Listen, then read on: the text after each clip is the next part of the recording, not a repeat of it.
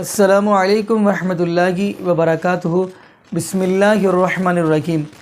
नाज़रीन, आज हम आपको वीडियो बड़ी ही एक अहम दिखाने जा रहे हैं। ये वीडियो है इंडिया के अंदर कोई पंडित बैठा हुआ है और उसे सवाल बड़ा कमाल का किया गया है।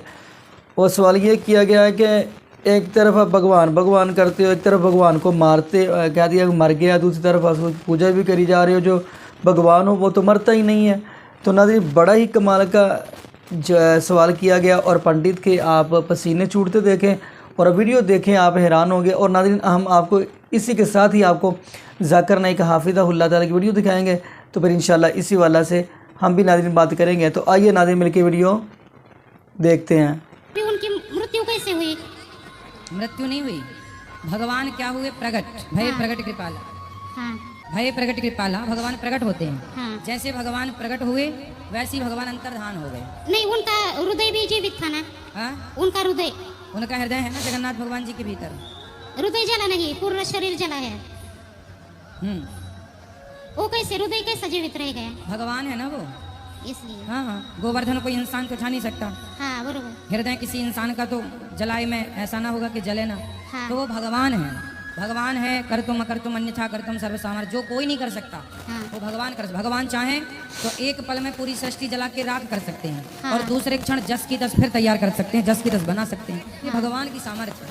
अगर आप कोई भी खुदा में मानते हैं, आप उस खुदा को इस सूरे इखलास से कंपेयर करो। इस सूरे इखलास की अगर 4 लाइन की तारीफ पे उतरता है तो वो सही खुदा है, अगर नहीं उतरता है तो वो सही नहीं है। कोई भी खुदा को आप मानते हैं, उसको इस 4 लाइन से परखो। अगर इस 4 लाइन की तारीफ से उतर जाए तो हमें कोई एतराज़ नहीं है तस्लीम करने में कि वो खुदा है। मिसाल के तौर पे कई इंसान ये मानते हैं कि भगवान रजनीश वो खुदा है। सवाल जवाब के दौरान एक हिंदू दोस्त ने मुझसे कहा कि हम हिंदू नहीं मानते कि भगवान रजनीश खुदा है। तो मैंने उससे कहा, मैंने कभी भी नहीं कहा कि हिंदू मानते हैं कि भगवान रजनीश खुदा है। मैंने ये कहा कुछ इंसान मानते हैं भगवान रजनीश खुदा है। मैं हिंदू मज़हब की किताब पढ़ चुका हूँ, उसमें कहीं भी नहीं लिखा हुआ है कि भगवान रजनीश खुदा है। लेकिन कई इंसान ये मानते हैं कि भगवान रजनीश खुदा है। आओ हम ये परखें कि भगवान रजनीश सूरे इखलास के 4 लाइन की तारीफ पे उतरता है कि नहीं। सबसे पहला, कुल हो अल्लाह अहद, कहो कि अल्लाह एक है। क्या भगवान रजनीश एक ही है? क्या वो एक ही इंसान है जिसने खुदा बनने का दावा किया? सैकड़ों इंसान ने, खुसूसन हमारे इस देश में हिंदुस्तान में हजारों इंसान कहते हैं कि मैं खुदा हूँ। वो सिर्फ एक ही नहीं है। लेकिन अगर कोई रजनीश भक्त कहेगा नहीं वो यूनिक है, वो अलहदा है, ठीक है, हम दूसरी लाइन पे जाते हैं, दूसरे पॉइंट पे जाते हैं। अल्लाह समद, अल्लाह जो बेनियाज है। क्या रजनीश बेनियाज है? हम जब उसकी आत्मकथा या ऑटोबायोग्राफी पढ़ते हैं, उसमें लिखा हुआ है कि रजनीश को डायबिटीज बीमारी थी, मलाइटिस, डायबिटीज की बीमारी थी। उसे अस्थमा था, उसे रीढ़ की हड्डी में दर्द होता था, बैकिक। आप सोचिए, भगवान को डायबिटीज है, खुदा को अस्थमा है, खुदा को रीढ़ की हड्डी की दर्द है। तीसरा लाइन, लम यलिद वलम यूलद, ना वो किसी को जनता है ना किसी से जना हुआ है। हम जानते हैं कि भगवान रजनीश मध्य प्रदेश में पैदा हुए। उसके वालिद वालदा भी थे, दोनों वालिदैन थे, जो कुछ साल बाद उसके शागिर्द बन गए। ये भगवान रजनीश 1981 में अमेरिका जाते हैं, यूएसए, और वहाँ स्टेट ऑफ ऑरेगॉन, एक ऑरेगॉन जो शहर है, वहाँ अपना एक रजनीशपुरम शुरू करते हैं और अमेरिका में हजारों अमेरिकन लोग को बेवकूफ़ बनाते हैं। कुछ चंद साल बाद अमेरिकन गवर्नमेंट उसको गिरफ्तार करती है और जेल में डालती है। भगवान रजनीश कहते हैं कि अमेरिकन गवर्नमेंट ने मुझे आस्ते आस्ते से जहर दिया। सोचिए, कोई खुदा को जहर दे सकता है? और 1985 में, 1985 में अमेरिकन गवर्नमेंट उसको अमेरिका के बाहर निकाल देती है, लात मार के निकाल देती है। फिर से वो हिंदुस्तान में आता है और पूना शहर में अपना जो सेंटर था वहाँ जाता है, इसे आज की तारीख में कहते हैं ओशो कम्यून।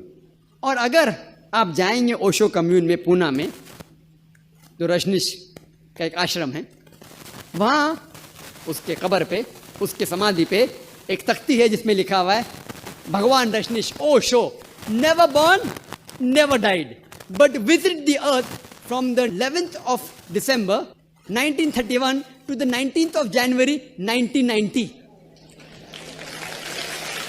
उसके तख्ती पे लिखा हुआ है कि ओशो ना कभी पैदा हुए ना कभी मरे, लेकिन धरती पे सैर करने के लिए आए, धरती पे घूमने के लिए आए। 11 दिसंबर 1931 से लेके 19 जनवरी 1990 तक के। Never born never died but visit the earth from the 11th of December 1931 to the 19th of January 1990। उस तख्ती पे ये नहीं लिखा था कि भगवान रजनीश को 21 मुमालिक की वीज़ा नहीं मिली थी। भगवान आ रहा है धरती की सैर करने के लिए और उसे वीज़ा की ज़रूरत होती है, उसे 21 मुमालिक की वीज़ा नहीं दी गई थी। He was not given visas to 21 different countries of the world. Imagine Almighty God coming and he requires visa to visit different parts of the world. और आर्कबिशप ऑफ ग्रीस के पादरी ने कहा कि अगर आप रजनीश को इस देश से निकाल नहीं देंगे तो हम उसके घर और उसके चेलों के घर को जला देंगे। और जो आखिरी लाइन है वलम यकुल लहु कुफुवन अहद, उसके जैसा कोई भी नहीं है, उसका हमसर कोई भी नहीं है, ये तो सिर्फ सही खुदा के अलावा कोई भी नहीं पास कर सकता। आप अगर उस खुदा के मुकाबले में कुछ भी चीज़ इस दुनिया में मुकाबला कर सकते हैं तो वो खुदा ही नहीं है। हम जानते हैं कि रजनीश आम इंसान जैसे एक नाक थे, एक मुंह था, 2 आँख थे, 2 हाथ थे, सफ़ेद दाढ़ी थी। अगर आप किसी के साथ खुदा का मुकाबला कर सके तो वो खुदा ही नहीं है। मिसाल के तौर पे अगर कोई शख्स कहता है कि खुदा 1000 गुना आर्नल्ड श्वार्ज़नेगर से ताकतवर है। आर्नल्ड श्वार्ज़नेगर का नाम सुने होंगे आपने। आर्नल्ड श्वार्ज़नेगर जिसको लक़ब मिला है मिस्टर यूनिवर्स, सारे जहां में सबसे ताकतवर इंसान, उसको टाइटल मिला था सबसे ताकतवर इंसान आर्नल्ड श्वार्ज़नेगर।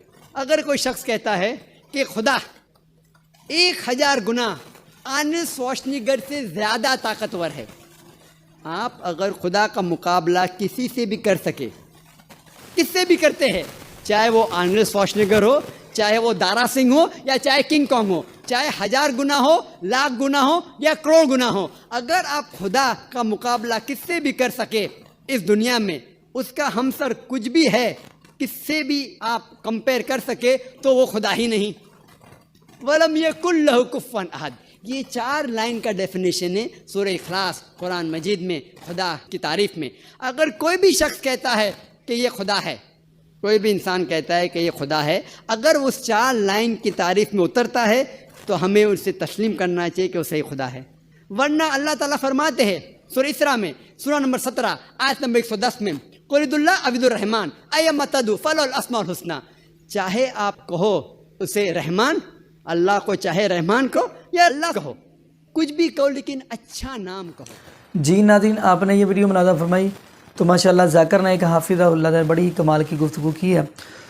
तो नाज़रीन, अगर देखा जाए कुरान कह रहा है कुल्लु मन अलैहा फ़ान, हर चीज़ फ़ना हो जाने वाली है, एक ज़ात बाकी रहेगी। वो कौन सी है? वयबका वजहु रब्बिका ज़ुल जलाली वल इकराम, सिर्फ़ एक अल्लाह रब्बुल आलमीन की ज़ात बाकी रहने वाली है। तो नाज़रीन, अगर देखा जाए हर चीज़ फ़ना हो जाने वाली है, यानी इसका मतलब ये है कि एक वक़्त आएगा इस ज़मीन पे ज़लज़ला आएगा। इज़ा ज़ुलज़िलतिल अर्ज़ु ज़िलज़ालहा, ज़मीन पे ज़लज़ला आ जाएगा। व अख़रजतिल अर्ज़ु अस्क़ालहा, और ज़मीन बोझ हर चीज़ निकाल कर बाहर फेंक देगी। वक़ालल इंसानु माला, और इंसान कहेगा इसको क्या हो गया। आवाज़ आएगी यौमइज़िन तुहद्दिसु अख़बारहा, इनकी खबरें इनके सामने कर दें। यानी हर चीज़ ये फ़ना हो जाएगी, हर चीज़ ख़त्म हो जाएगी, कोई चीज़ इस दुनिया में नहीं रहेगी, सिर्फ़ एक ही ज़ात बाकी रहेगी, वो है अल्लाह रब्बुल आलमीन की ज़ात। तो नाज़रीन, मैं यहाँ पे एक जुमला ये भी कहता चलूँ कि जब इस दुनिया से हर इंसान ने चले ही जाना है तो फिर तकब्बुर किसके ऊपर, मान किस पे करते हो? मान अपनी वजूद पे करते हो, अपने जिस्म पे आकड़ते हो, माल पे मान करते हो, माल पे तकब्बर करते हो, जब ये कुछ रहना ही नहीं है फिर तकब्बर क्यों? एक इंसान की ज़िंदगी एक पानी का बुलबुला है, यानी ऐसे समझ लीजिए पानी का बुलबुला है, कब फट जाए और कब ये बंदा इस दुनिया से चला जाए। बल्कि यहाँ पे ये भी कह दो, इंसान का जो सांस है ना, ये भी जो सांस है ये भी नहीं इसको पता कि एक जो सांस बाहर गया है उसने अंदर जाना है या नहीं, जो अंदर चला गया उसने बाहर आना है कि नहीं। नाज़रीन, जब ये हर चीज़ ही फ़ना हो जाने वाली है फिर मान किसके ऊपर। तो आइए नाज़रीन दुआ करें अल्लाह पाक हमें ज़िंदा रखे तो इस्लाम पे, मौत दे तो ईमान पे। जज़ाकुमुल्लाहु खैरा, अहसन जज़ा। अस्सलामु अलैकुम व रहमतुल्लाहि व बरकातुहू।